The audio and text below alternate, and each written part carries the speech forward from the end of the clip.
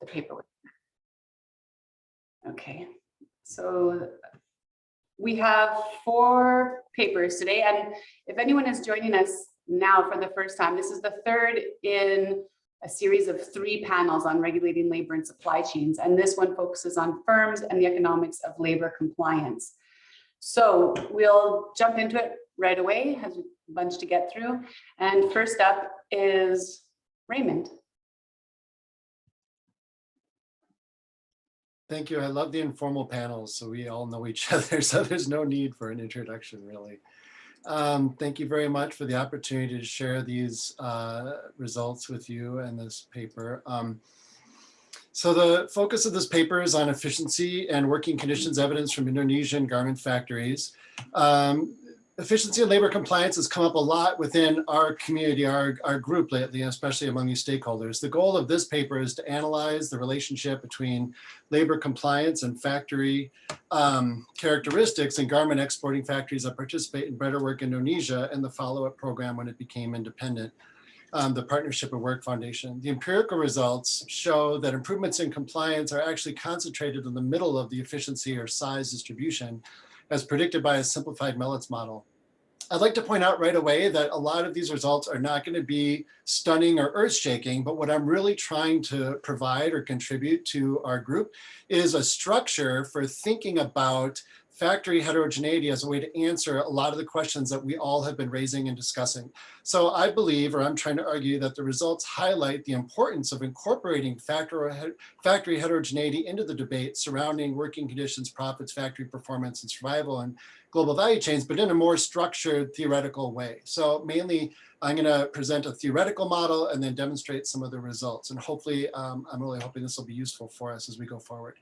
But why does factory heterogeneity matter? A lot of these questions I got from you, like Sarosh and Greg and Kelly and a lot of the other folks, right? So like I've heard, and Mark Anner, for example, like why can't firms just reduce profits and pay workers more? Or why are poor working conditions stubbornly persistent? Or why don't private audits work, right? Sarosh has made a lot of great headway on this with this great new book. Why do factories resist improvements in working conditions, even if they're associated with higher productivity? I heard Drusilla also ask this question in the past and has some work on this. But I'm arguing that all of these are actually linked very closely to this idea of factory heterogeneity, and they can be really informed significantly and all brought together by applying these insights of a really simple model of factory heterogeneity within the garment exporters. So the model is really simply set up. I go into a lot more detail in the paper, but the main assumption is that the garment factories are differentiated by productivity. Every factory has a unique level of productivity, and we can sort all the factories from lowest to highest productivity. These factories have 2 choices. They can either produce and have low working conditions or poor working conditions, or they could make investments that would let them produce with high working conditions. We assume that factories have a startup cost, so they need to invest a certain amount of money just to get started. And they also have a fixed cost that is necessary to move from low working conditions to high working conditions. And I know all of you are familiar with what this would be, like an air conditioner, more water, that sort of thing, the infrastructure for better HR procedures. And the other assumption, which I'm sure Greg and others will probably take issue with this in a number of ways, because I'm drawing upon Jody's work and Greg's work and a lot of y'all's work on this, is that buyers reward factories with higher working conditions, modeled here as a higher price just for simplicity. I mean, these could be better buyer relationships or more stable contracts or other purchasing practices that I know y'all are going to talk about and have talked about. So I've tried to draw on as much of your research as possible. But just to simplify it as an economist, I'm just going to assume that the price that they offer is higher. So without going into too much of the mechanics, because Kelly, you didn't really talk about the time frame, but I'm under the impression that I have 10 minutes, right? Is that right? So yeah, so I'm going to kind of buzz through this and just present a simple graph. And the model actually demonstrates that there's 3 possible outcomes that are going to happen for firms. They're either going to shut down or close, or they're going to produce with low compliance, or they're going to produce with high compliance. They're going to decide which one of these outcomes to choose based on their highest profit levels for that choice. So if they make 0 or less profits for a given outcome, they won't do that, or they'll just shut down. If in some cases it's more profitable to be low compliant, then that's what they're going to do. And so the main point of this is that there's a subset of factories for which low compliance is profit maximizing. And there's another set of factories within the same country and the same industry for which it's profitable to be high compliance. And these are existing side by side within the same country. These are represented in this graph by using sorting factory productivity along this x-axis. And I put this all into a simulation model where I can play with all kinds of different variables. And there's like 30 different outcome variables and 8 or 10 different input variables. And I'd love to share it with you and talk to you about it at great length, but we don't have time. But I'm just trying to tease you with that because I'd love to share it. But the main point here is that the least productive factories are going to shut down.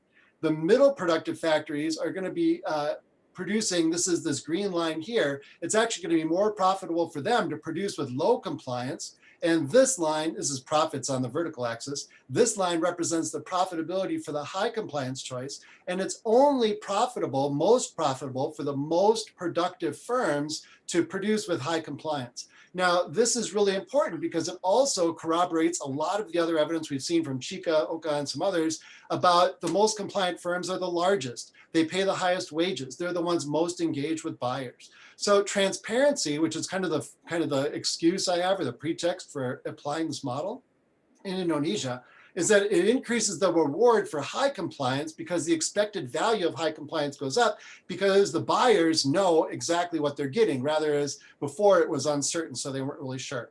So the result of transparency, right, or any really increase in that price for high compliance doesn't change the compliance decision of the high compliant factories because they already were compliant.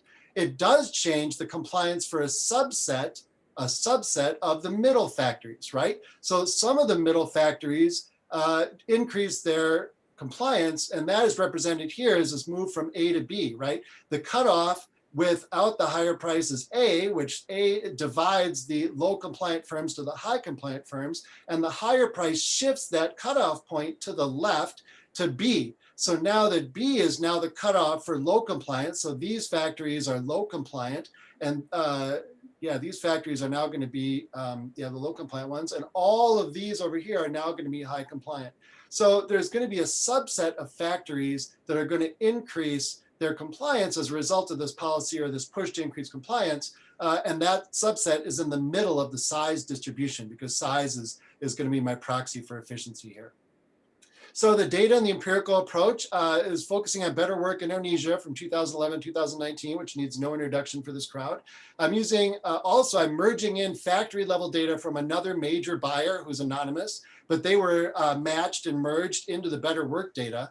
There was 137 factories in 2019, and I'm going to be focusing on this critical issue compliance, which is the subset of all the compliance issues, because there was a big push, an exogenous push to increase compliance. So really my question is, given this exogenous push, which factories responded to that push and increased compliance? So this is just some of the summary statistics that I think are really interesting. This is log employment, which is my measure of proxy for efficiency. You see that the factories that are with the buyer and in better work are the largest. It turns out they're also the most compliant, which you can see in this figure over here. And you also see that buyers have a kind of a bimodal distribution where they work with a bunch of the larger, more compliant factories, but they also have this subset in some cases of the less compliant factories. The better work factories that are not with this particular buyer are large, much larger. And notice this is a selection issue, right? The most reputation sensitive buyers are going to be picking not just the most compliant firms, but they're the largest and the best. Okay, so now I know I only have like a minute and a half left here, 2 minutes, but here's basically the results. The first one is if we compare the compliance in the critical issue areas to the compliance in just overall, we see that there is a market increase in compliance in the critical issues starting in 2002. In 2017, Better Work Indonesia implements a transparency program, which originally I was trying to evaluate, and I realized that we don't satisfy the difference in difference identical previous pre-treatment trend assumption here, so that doesn't really apply, but nevertheless, we can kind of focus on that. But we also see this big push for increasing compliance in this category in particular. And this graph here, I'm not presenting any tables or regression results, which I could, but this table here shows the changes basically by decile of factory employment. And the only ones, there's this one, but aside from number 2, the ones that are statistically significantly increasing their compliance in critical issues are the ones in the middle of the distribution. It's not the ones at the top, and it's not by and large the ones at the bottom. This is also robust to having the cutoff set at 2014. So it's the middle factories, which is the same as being predicted by that theoretical model. So my main point is not that these are earth-shattering results, but my main conclusions are that using these factory level data to corroborate this model is actually very relevant for all the questions that we seem to be asking, right? Or maybe not all, that might be a little grandiose, but a lot of the questions that we're asking. And it seems like it might be a way to set up some structure for how we think about policies to improve working conditions. The results show clearly that only factories in the middle of the distribution are increasing compliance. And my real point and what my takeaway is with you is, like, without acknowledging this factory level heterogeneity within the global supply chains, especially when you're looking at developing countries, policies to improve working conditions may have very limited success, whether it's the due diligence legislation that focuses on those reputation sensitive buyers, or whether it's a range of other things that are focusing on, maybe the buyers and not just the struggles that these factories themselves are facing. So I hope that that's what you take away from this. And I'm really looking forward to the discussion, and thank you all again for inviting me to participate. Thanks, Raymond. As always, a lot of information in a short period of time, but still a clear takeaway. And apologies for the informal introduction. It's true, it's a familiar group, but yeah. So we just, in the interest of time, move on to the next presentation by Anil Verma on the role of shop floor industrial relations in labor standards compliance. Go ahead, Anil. Okay, thanks, Kelly. Can I share my screen? I think you should be able to. Yeah.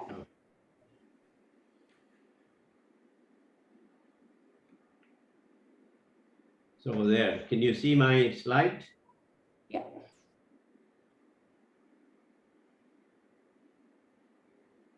Okay, so good afternoon all. I'm also going to talk about better work, and I see that Ariana from Geneva is online. Hi, Ariana, give you a shout out. My study has to do with unpacking the black box of shop floor industrial relations and their role in labor compliance. Let me begin with the received knowledge on this topic. Sarosh's new book clearly says that, first of all, we tend to go more to countries that have weak support for freedom of association, collective bargaining. Audits generally underreport these violations. Brands do not hold suppliers responsible for violations. And there is strong evidence that freedom of association and collective bargaining do improve compliance, which kind of sets up a puzzle. I would also just like to point out briefly a paper by Luisa Lupo and myself, in which we looked at 5 types of standards: compensation, contracts, hours, leave, and OSH. And we looked at 4 types of industrial relations variables at the workplace level: union presence, union rights, the collective agreement in force, and a collective agreement implementation. And we generally find that the presence of these factors results in more compliance.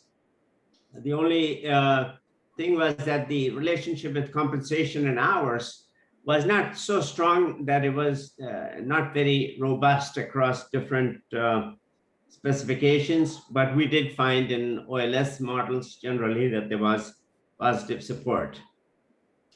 So the question that we are putting is, what kind of evidence can we look for to unpack what happens inside the factory? Why is it that the presence of a union or collective agreement leads to more compliance? So first of all, we should note that national and international institutions are being layered here. So they're operating either in conjunction with each other or in parallel, but certainly both are present for the shop floor. And of course, the previous evidence says you should look at workplace evidence, which we are. Now, the evidence so far is suggestive that these factors are important, but we haven't quite got the smoking gun. So in a way, I'm looking for that smoking gun. In terms of evidence to look for, number one issue we should recognize is workers on the job are the best monitors, reporters, and whistleblowers. And this is an area where we don't have good information. Better Work has done some worker surveys, but they are not a regular part of the periodic assessment. And Ariana can perhaps comment on this at the end. In terms of worker voice, how do you get a complaint to management? How do you get them to respond? We have 4 principal vehicles: unions, collective bargaining or collective agreements, joint committees, which is very much at the heart of the Better Work service model, and grievance mechanisms. So what kind of formal processes are in place for workers to speak up, be heard, and get some response? And of course, we should note that these institutions, they work in conjunction with one another. So if you take one piece out, it's not like you could get 3/4 of the effect. It could all just unravel or become ineffective if you don't have the mutual supporting infrastructure. So the data that we have collected is from 100+ enterprise advisors. These are full-time staff employed by Better Work organization. So they have professional background, they have training, and they get training on an ongoing basis. And they both advise plans, but they also audit. There are 20+ ILO officers, training officers, technical officers in regional offices who have first-hand knowledge of these factories. And we also have information from over 50 CSR managers from leading international brands. Now, to get data from them, what we are doing is we are looking at the feedback that they provide during training courses. And they come to Better Work and Better Work Academy for taking training of both synchronous and asynchronous kinds. We have done summary reviews and also the textual content from the advisory and assessment reports. So that's the data, and that's the good news. The bad news is that the data extraction took longer than we thought. So I don't have a full analysis to report today, but I'll give you a teaser. So for example, in the area of union presence social dialogue, one enterprise advisor in Bangladesh had this to say: the social dialogue between employers and workers, particularly at the workplace level, were and are still limited and not in mature level. It is a very common scenario in Bangladesh that the factory owner and management become worried hearing about the formation of a trade union in their factory. On union effectiveness, here's one quote from Cambodia.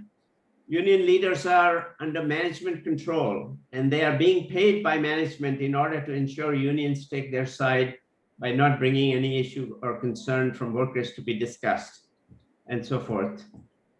And lastly, on grievance mechanisms, one manager said, and these are the CSR managers for brands, we do not go into great details. We have very limited time to cover all these items. Another one, there are no levels of appeal. Workers file their complaints and management gives the answer. Third one, follow-up action taken by management is not posted for all workers to see in response to a question that we posed. On joint committees, it's all over the map, but quite frequently you hear these comments like the committee is chaired by management. Management decides who will serve as worker representatives. We have equal number of worker and manager representatives in this factory, but it is management who does all the talking. The committee is there, but it has not met in a long time. Many problems are discussed, but no indication that there's any follow-up.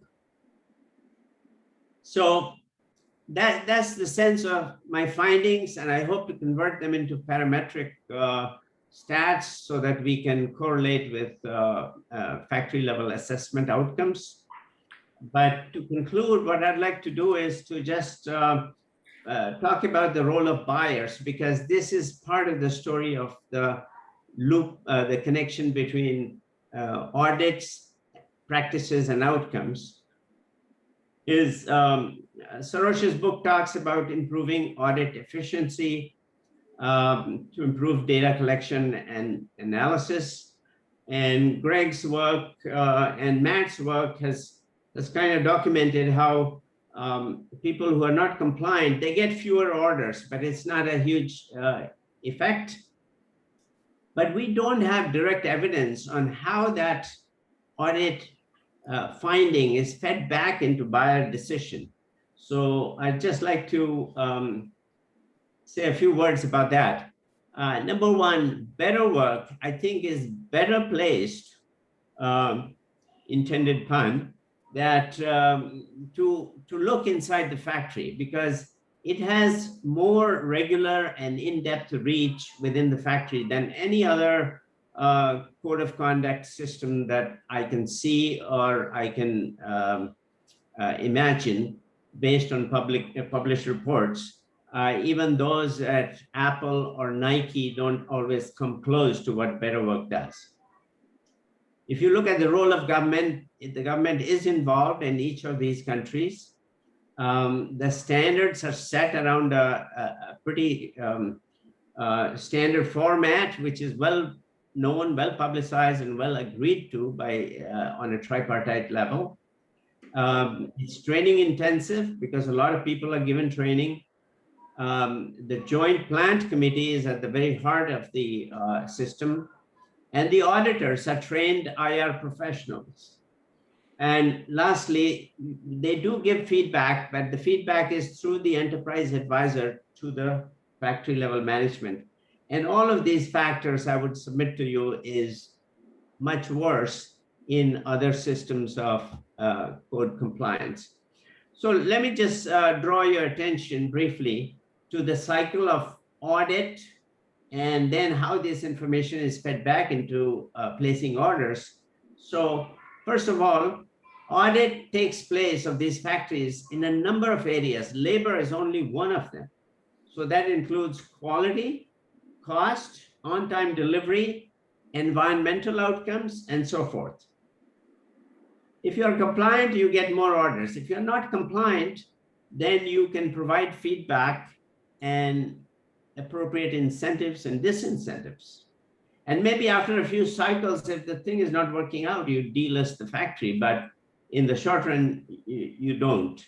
Mostly you don't. So this leads to two questions. Number one, who is giving the feedback? Is it the buyer or is it better work, or are they both? And if both are giving this feedback, what is the coordination between the two?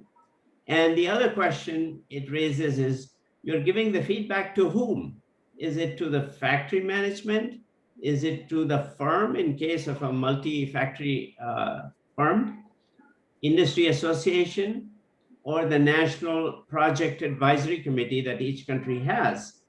And this sets up a paradigm for both practice and for collecting data.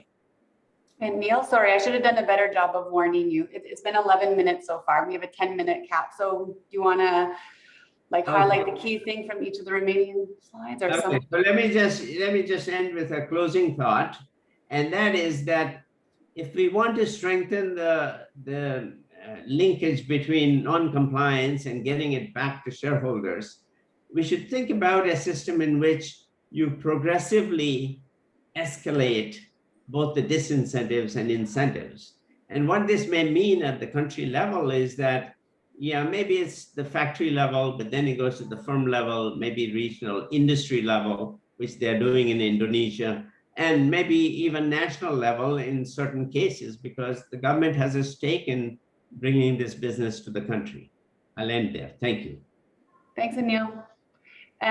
Okay, so next up, Greg Distelhorst is going to present Order Overload, Demand Spikes in Labor Compliance in Global Supply Chains, a paper he has with Matt. So go ahead, Greg. Thanks so much. So, last session I was giving Mark a hard time saying, we can't blame everything, all the ills in global supply chains on sourcing practices, but now I'm going to turn around and present a paper where I'm going to blame some of the ills in global supply chains on sourcing practices. And, it's interesting, in the last maybe 5 or 10 years, sourcing practices have really become one of the main things that are being talked about in terms of what's causing bad outcomes in these supplier factories around the world. This was something I did with some students a couple weeks ago, where I asked them to brainstorm like all the different ways in which sourcing practices can harm labor standards. And you can get to like 10 of these different mechanisms right off the bat. There's just so many different ways. In this paper, we're going to attack 2 on the right-hand side of this bingo card here, ones that are related to demand volatility, seasonality / overloading the capacity of factories. And we're going to see the extent to which we can link, labor violations detected through audits directly to purchasing activity, try to figure out how big that impact is. And in doing so, hope to shed some light on, if an individual buyer, like a big buyer, that has the sort of potential with their purchasing practices to move the needle on labor violations, let's imagine that they, improve some of those practices. How much of a payoff would we expect to see? And how much kind of like residual problems would we see, even if we get the sourcing practices completely right? And what we're going to look at in this paper is a question primarily of excessive overtime, days of rest, and things like that, related to overloading factories with a lot of deliveries in a short period of time. So the design behind this project was to look at, we're going to ask if are spikes in deliveries associated with labor violations. So essentially, is there a period where the factory is delivering a lot more than usual? And is that have a positive association with labor violations? It's going to be in the global supply chain of a large apparel retailer. I'm not going to name that apparel retailer just now, but it's a big enough one that's buying enough from these factories where you would expect its individual practices to matter. Matt and Danny Tobin and I had a study in the ILO review last year where, we looked at a smaller retailer, and they, they had sort of an entirely different set of struggles with their purchasing practices. This is in a context where the purchasing from this large retailer could really matter. And we're going to look at data from their supplier factories on shipment records and labor audits over a 9-year period. So it's a lot of shipments. There's over 2 million shipments in this data. And then we have 3,500 or so labor compliance audits. Now, these audits detect a lot of violations. So like about half detect some kind of working hours, days of rest type violation. Also a little more than half detect some wage related violation. And so what we'll do is we'll look in those spikes of deliveries and see whether they're associated with hours and wage violations. So here's an example factory shipment calendar here. That little thin spiky line are the number of units shipped in a particular week over the period that's visualized here. And what we do is we create a measure where, because an auditor comes into a factory, and the way that they generally assess a wage or working hour violation is they look at what's happening on that day, but they also look back in time. Could be 1 month, 2 months, 3 months. We use a standard of like a 12-week look back period. And so where you see these little plateaus on our plot here, that's our measure saying, okay, for the next 12 weeks, this was the highest spike that the factory saw. The vertical lines represent the labor compliance audits. There might be a little bit fuzzy here, but there's these like thin dotted vertical lines. Let's see if that helps a bit. And so sometimes those audits come in, right after a huge spike in deliveries, like in the between 2013 and 2014 audit there. In other cases, that line, is coming at a relatively low period in the factory, like between 2014 and between 2015. So we're going to try to use that variation in when the audits occur relative to these spikes to figure out if the spikes are causing labor violations. In addition to that measure of sort of the most recent high spike, we also look at the median number of units shipped in a week, which is about 50,000 units. And we have a simple kind of binary indicator above or below the 50,000 units. So we're going to use that one as well in our analysis. So I'm going to start with a simple comparison here, where all we do is we take all the labor compliance audits in our data, and we take the ones that violate a standard versus the ones that are compliant. And we just look at the height of the recent shipment peak, comparing the compliant and the violators to the compliant.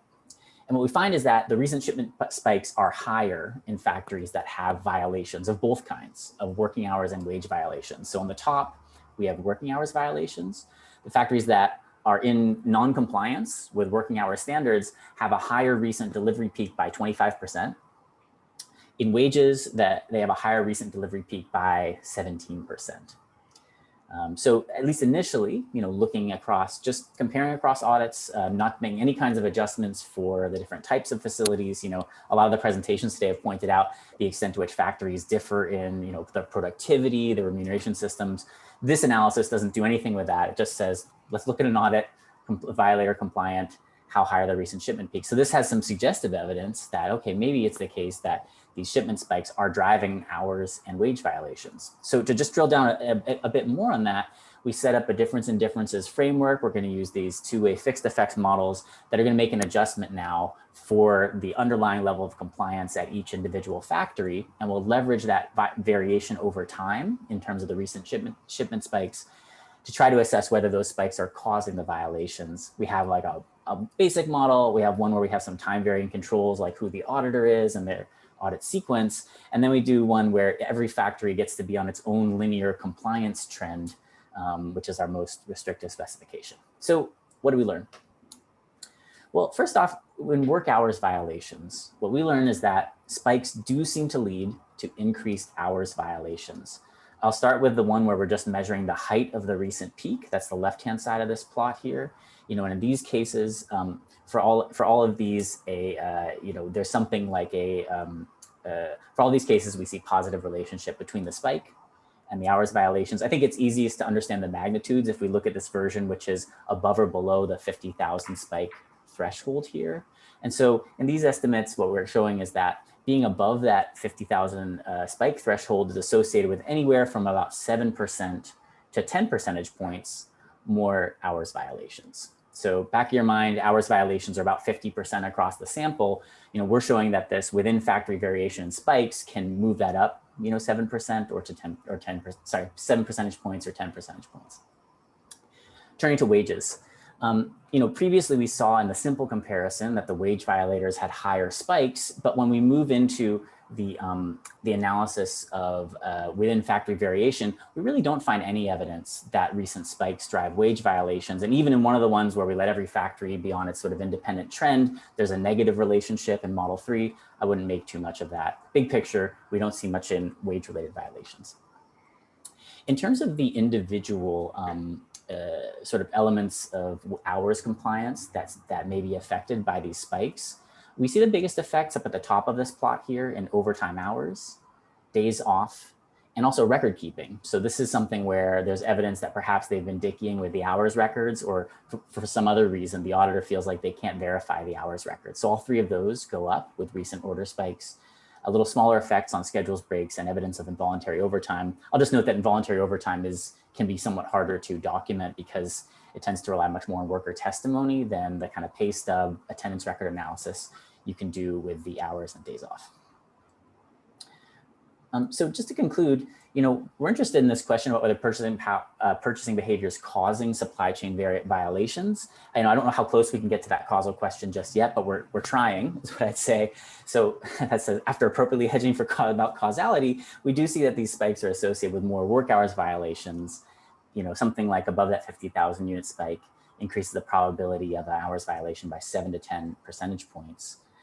Can't really detect an effect on wages. And I'll just conclude by saying that, smoothing of the delivery schedules would probably reduce overtime violations. So I think there is some sort of scope of action here for individual buyers to, through smoothing their demand schedules, improving hours violations. But I think also we need to temper expectations because it's 50% across the whole sample. What we're showing here can move it a little bit of the way. If you look at the R squared in the models, that's sort of on the lower side.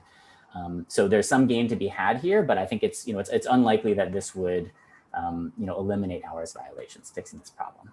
And hopefully Matt will pipe up in the discussion to give his thoughts as well. Thanks, everyone. Thanks, Greg. 30 seconds to spare. So last paper is Sarosh with Chunyun on a view from the other side, purchase orders and workforce arrangements at supplier factories. Take it away, Sarosh. Can you guys see that? Yeah, clear? Okay. So, I just wanted to say that without better work sharing their data, we would have one session less in this conference. And the point is that it is it's a good thing that Betterwork is actually providing data for analysis that moves moves our understanding forward.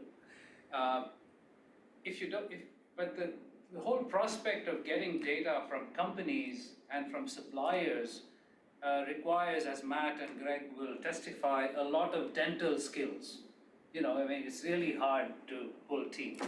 And I say that because that's what I've been doing for the last 4 years. And you never get the data on time. And so when we proposed this topic for this conference, we were expecting our data to arrive in middle of last year, and it came just a little bit before the conference, and we were not able to do as much as we could and as much as we intend to, because some tranches of the data are still not arrived. Okay, that said, just now, Greg talked about Mark Anner's work, and the importance of purchasing practices and the centrality of purchasing practices to compliance, poor purchasing practices. Now, surveys of suppliers done by the ILO and continually done by Better Buying clearly highlights that buyers' poor purchasing practices, does affect supplier performance, supplier compliance. There was a recent survey of European brands, AGT and PST, the German and Dutch groups, brands were formed together, and their survey of their own membership indicates that in most of those cases, purchasing and compliance is not integrated within their companies. I think I could be wrong here, but I think there's only one study that I've seen that has actually looked at purchasing and compliance within a company, and this is Matt and Greg's and Danny Tobin's paper in 2020, that clearly demonstrates that sourcing and compliance in the company is not integrated, and I think the company thought that they were. We have 4 detailed studies within companies about the efforts to integrate compliance and sourcing, and 2 of these by Michael Toffel and his colleagues are both Harvard Business School cases. There's one in a qualitative case study in my book, and I think there's work that Matt and Greg just presented, which is also correct. So gaining access to sourcing department data is quite difficult, as we all know, since our mode of entry is invariably through compliance departments. So, estimating the impact of a company's purchasing practices on factory compliance is a worthwhile goal, but it works primarily if that buyer accounts for 100% of a factory's production, right? Then it's easy. And a key case study that Michael Toffel has done is, that shows the case of New Balance, and how New Balance is trying to sort of develop these measures of purchasing practices like volatility and so on, product mix volatility and so on, and sort of says, can we link it to compliance? And if in the cases where they are the major buyer or the only buyer of the factory, it works. But what happens if it's not? We are encouraging all of these firms to do an analysis of purchasing practices, but if you only have 10% of a supplier factory, your purchasing practices may be really bad or really good, but either way, it's not going to show up in compliance. And then the danger is, we'll sort of say, hey, do a study and say there's no relationship, so purchasing practices don't matter. So, so that's the danger. And in the apparel industry, which is where we all work mostly, the average apparel factory distributes its capacity amongst many, many different buyers, right? So one of the ways to sort of really understand whether purchasing practices matter or not is to look at it from the other side, to look at it from a supplier side, a supplier who supplies multiple brands. And then you'll sort of get a better sense for whether purchasing practices matter or not. Okay. So that's what we do. We started to do, examining whether purchasing practices are linked to worker outcomes in an Indonesian supplier with several factories supplying to many global brands. All the factories are unionized with collective bargaining agreements. Our data is quite detailed at the aggregate level, but we still don't have the fine-grained deep data that we should need to test our various ideas. So what we are presenting is very preliminary. So we have, factory data in 2019 and 2020, and this is the value of the production in millions. This is the units that they produce. This is the number of buyers in those factories. This is the factory size, and this is the average annual wage in Indonesian rupees, which is all rupiah, which is all above the minimum wage. So one of the big problems in this data is that the data for 2020 is only for 6 months, and the volumes came down dramatically compared to the previous year, given COVID, right?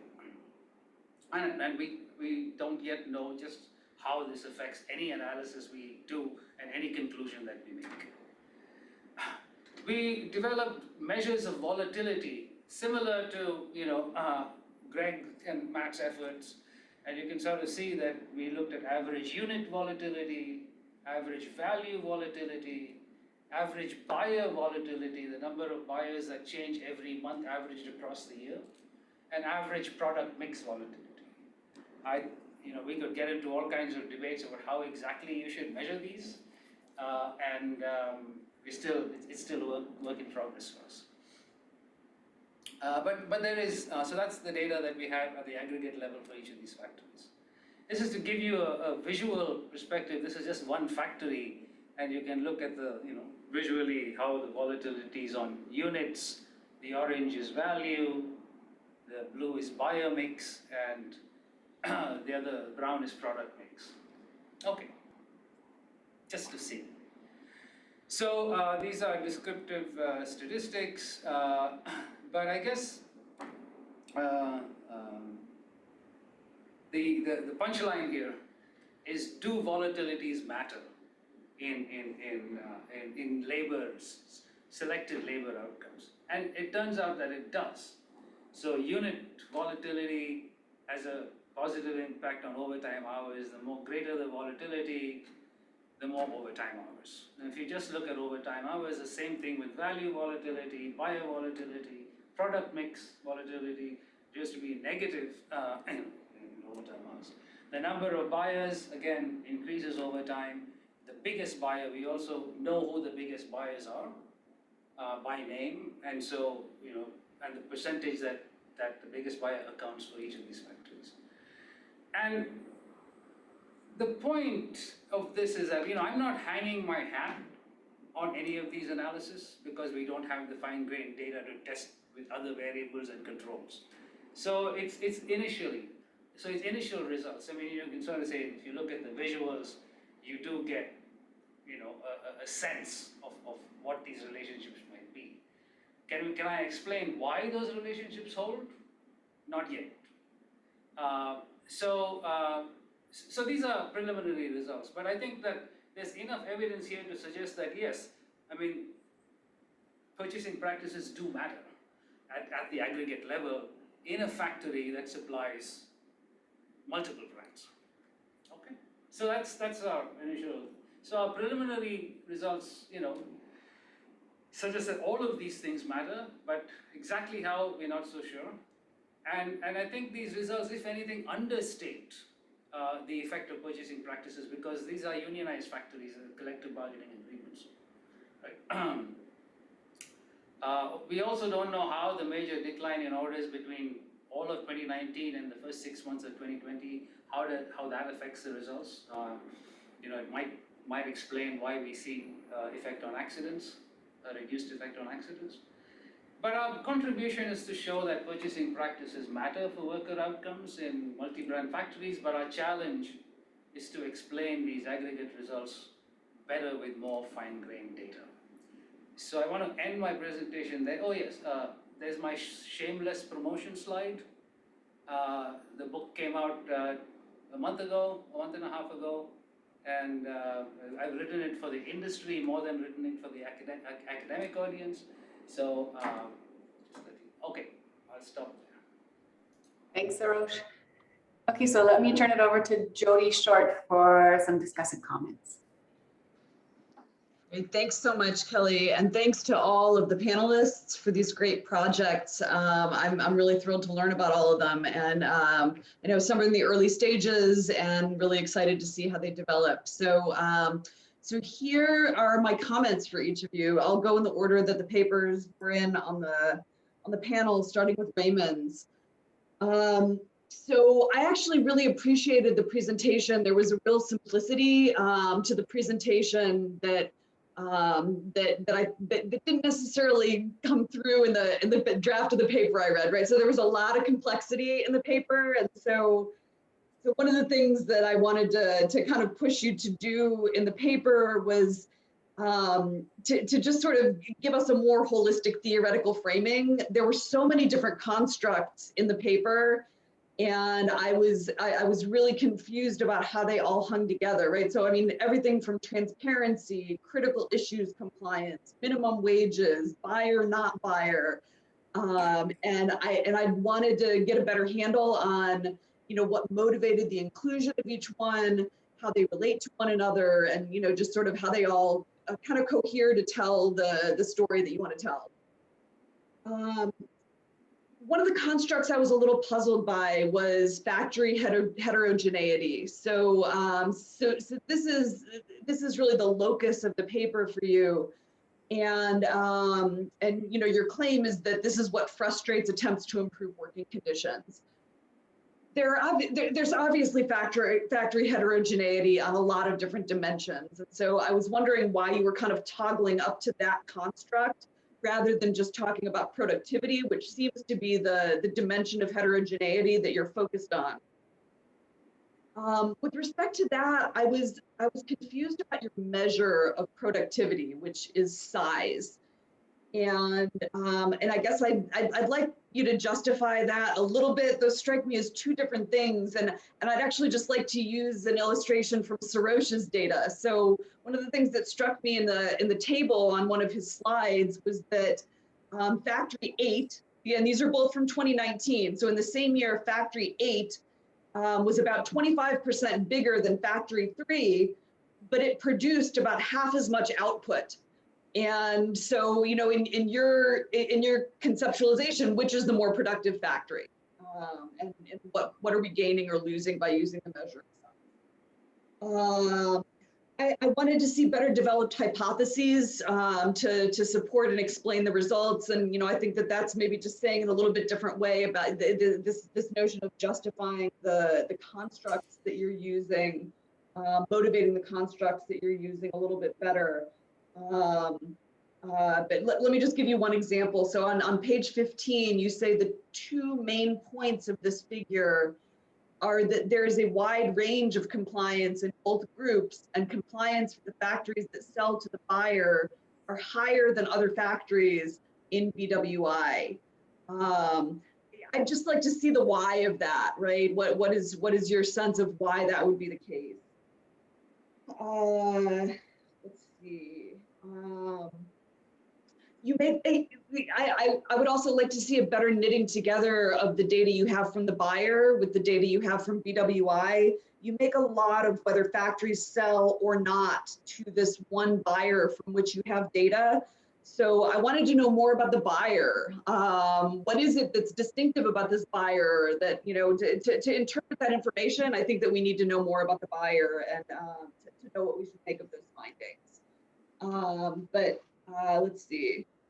I think I'll stop there. So, so in any event, I really did appreciate. I thought that a lot of that came together in the presentation, and you know, I'm sure that all of those things will shake out as you develop the paper further.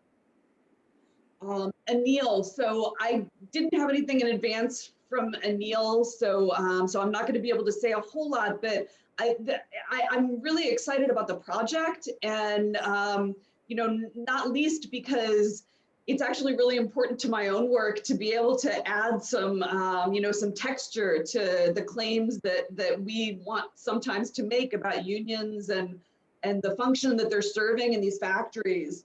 So what I was confused about in the presentation is that you do seem to document these positive associations between unions and lots of different outcomes, wages, compliance in various areas. But the qualitative data that you presented today didn't support that at all. So I was just a little puzzled about the disconnect there, right? So how have you seen anything yet? I mean, again, I know the analysis in the early stages, but have you seen anything yet that can help us explain the positive outcomes that you're seeing from factories when, again, the quotes that you presented seem to all be about just how useless unions are. And then I also wondered if you're seeing ways in which your data can support the recommendations that you're making for this concept of progressive escalation. I mean, to me, that sort of sounds in theory about responsive regulation, and there have been a lot of critiques about that. I think it's really challenging to make those responsive regulation pyramidal systems work in practice. And so I was wondering if there's anything in your data that leads you to believe that they'll work in your context and they haven't been found to work other places. Okay, Matt and Greg, really interesting paper tackling a very tricky question to document empirically. Where to start? So I guess let me first say that I was not as surprised as you were about your different directional findings for wages and for hours. And so I don't know if the surprise, if you're actually surprised by that, or if that's just how you've written up the paper, but I mean, let me just give you, so your theory for why hours violations increase with demand spikes makes a lot of sense to me. But you say that you don't have a good theory for why wage violations don't. Well, let me give you one. I mean, maybe it's not a good theory, but I have a theory. I mean, I think that suppliers facing demand spikes have a particularly high need to retain workers. And so that might mean that they're not going to underpay them. There are some studies that have shown that workers have more leverage with suppliers over wage issues when suppliers are under demand pressure. I want to say that Mark wrote one of those studies, but I could be wrong about that. This is the study about facing tight labor markets. But in any event, that to me would support that different direction that you're seeing for wages. I think that there are also reasons to suspect that demand lulls might prevent bigger problems for wage compliance. If suppliers are squeezed for cash, then they might be more likely to short their workers. So I think that there's just a more complicated story to tell there, and I'd be curious why you're sort of making the choice to frame it the way that you are. I wonder if you've thought about digging into some other empirical questions, if your data allow you to do so. So for instance, the type of demand spike, whether it's seasonal or just idiosyncratic, and not just the magnitude, right? Because it strikes me that suppliers might be able to plan better for seasonal spikes than for other types of spikes. I was wondering if you looked at violation types beyond wages and hours. And then I wanted, I guess, to hear more about what you've done to address other factors that are within the brand's control that could confound your results. So you say you can't measure lead time and unit price, but both of those things strike me that, depending on how they line up with the order spikes, they could confound your interpretation of the results. Okay, so, but great project. And again, really excited to see, how all of this develops. And then finally, Sarosh and Chunyun. This one, again, I only got the sort of the raw data that you all saw today in the slides. I would love to hear more about your theories to explain the effects that you're observing so far. You know, how are you thinking about hypothesizing these things? So I thought that it was interesting, you know, I mean, the results you have so far suggest that all volatility is not created equally. Do you have a theory about why that's the case? And, you know, what explains those variations? And then, I mean, the pandemic thing, my goodness. I mean, you flag it, but I mean, that strikes me as a huge confounder. And so I just wonder how you're planning to address that. But again, thank you, and look forward to seeing where it all goes. Thanks, Jody. That was great. You know, in addition to the variety of papers and topics, we also had such a variety among the discussant styles as well. So you got some good feedback here. And I wonder if the panelists want an opportunity to respond to all that. But first, let me take, Joy, did you have something? Do you want to throw in your question now? And then maybe we can get general responses. Oh, I can do either. It doesn't matter. Go ahead. Okay. All right. Hi, guys. It's good to see all familiar faces. Sorry that my video is not working. Yes, just two things really, and I don't want to make things complicated really. Perhaps it's across from those papers. First is the union organizational change. It is my understanding that in some industry, there are different type of unions in Indonesia. They also participate in this compliance, or they also participate in a skill and advancement and so forth. So I'm not sure if you guys also have looked at the different type of union, because my fear is that, you know, the existing study with some exceptions, you know, like Sarosh and also Ford's in Sydney, they already identified the changes, because so far what I have read in the literature, they still stick with this old Suharto regime, how the union is, you know, still stick the old saying. A second thing is also prior to the pandemic is actually because of the Trump and also the this China exit virus is actually China exit strategy. Is actually Indonesia won the industrial project. So perhaps this is something that people should start intensifies the research in Indonesia, because a number of companies have moved out from China to Indonesia, and is followed by the Japanese, which include Uniqlo. So there's only two things that I'd like to share with you. Hopefully it's helpful. Thank you. Thank you, Joey. And then since Ariana's had a few shout outs, let's also just get the overview or some perspective from her as well, and then we'll bring it back to the panelists. Go ahead, Ariana. Yes, thank you, Kelly. And apologies, it's quite late for me, so maybe it's not the sharpest of my interventions, but I've really enjoyed the panels today, and it's great to see the variety of thoughts. I guess from our point of view, from the side of Better Work, you know, it struck me, especially in this one panel, that there were kind of a bit of a divide between the brand and purchasing practices focused papers and the more IR and dialogue focused papers. And I guess it's really a plea on my side to try to integrate the two a little bit more, because I mean, from an ILO perspective, and you, as you all know, and I'm sure agree, social dialogue and especially freedom of association really is such an enabling right that we believe, and to some extent know, is really in a way, protection towards ensuring that the potentially negative effects of participating in these supply chains and brands purchasing practices, and especially during COVID-19 on workers, are mitigated. I think it's really important to unpack that a little bit more and bring it into the analysis as well. And the other thing is also to see this, I mean, since we in Better Work look at the garment industry, I would just encourage you all also to focus on the gender dimension of this whole discussion, because when we talk about, again, worker voices and how they can have a meaningful way of engaging in conversations that ultimately are about them, I think it's important to emphasize that these workers are usually women, and they tend to have less voice overall than their male counterparts. So it's not a given that whatever works for a worker will also work for a woman worker.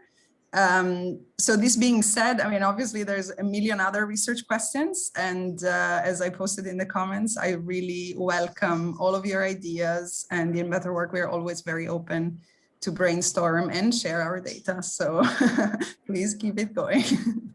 Bye.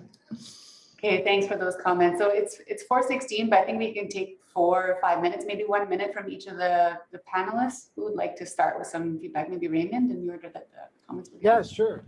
Thank you all very much for the comments, and Jody, thank you very much for the time you put into the paper. It was a first draft, and I'm glad that the presentation was more clear, because the presentation made me really focus. The takeaway, that I did want to point out is kind of this importance of how this factory heterogeneity is really playing a role in compliance decisions, right? And that some factories are going to be profit maximizing at low compliance, and that's related to productivity. And so the other thing I'm just going to kind of tease, which is going to be a controversial statement, is that the reason why I was using size as a measure of productivity is that was consistent with sort of the simulation model that I developed, but also it turns out that I learned that output per worker at the factory level is actually inversely correlated with size. So that's consistent with the result that you highlighted. And I can kind of show you the math behind that, because I figured out why that was. But a lot of people are using output per worker as a measure of productivity, and it's actually inversely related to productivity in this other sense. So that's kind of controversial. But anyway, thank you very much for your comments, and I look forward to hearing what other people have to say. Thanks again. Anil, did you want to make a comment? You're just on mute still, Anil.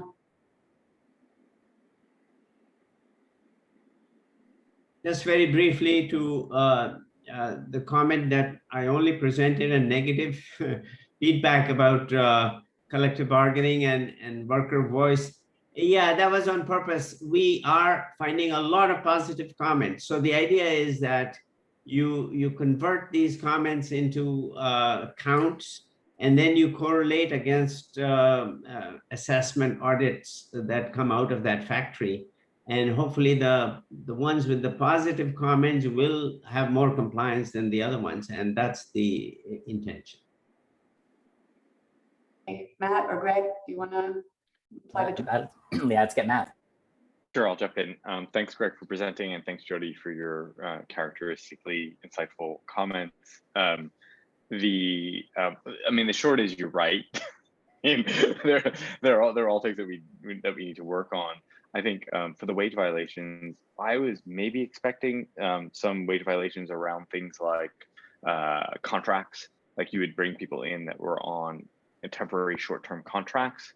I wasn't thinking about it as a straight minimum wage. One big category of wage violations is actually not paying overtime, so there's an overlap. But I see we have to do that better, and you could get this tighter relationship. We tried a lot to look at types of volatility around seasonality. If people have ideas of how to measure volatility, we are all ears. We've worked really hard to try to figure out how to do that. We have super rich data, but it turns out like we just don't have good ways of getting it into summary statistics that work and make sense for a single buyer. And that seems important both for the research and for buyers to be able to like measure this stuff and manage it.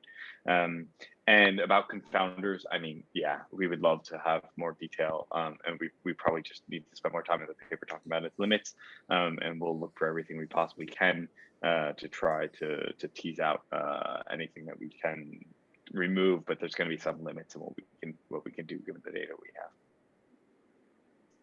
Thanks, Matt. Sarosh? Oh yeah, no, I just wanted to say thank you to Jody for those ideas. We're in the process where we got the data really recently. We haven't even explored it well enough to be able to start thinking about, what should be the question, right? And how to theorize about it. But looking at, why would you expect different types of volatilities to have different types of impacts on some of our variables? We have some ideas about some of the variables, but not all, and some of those results are quite surprising to us, and we don't know to what extent the COVID issue is.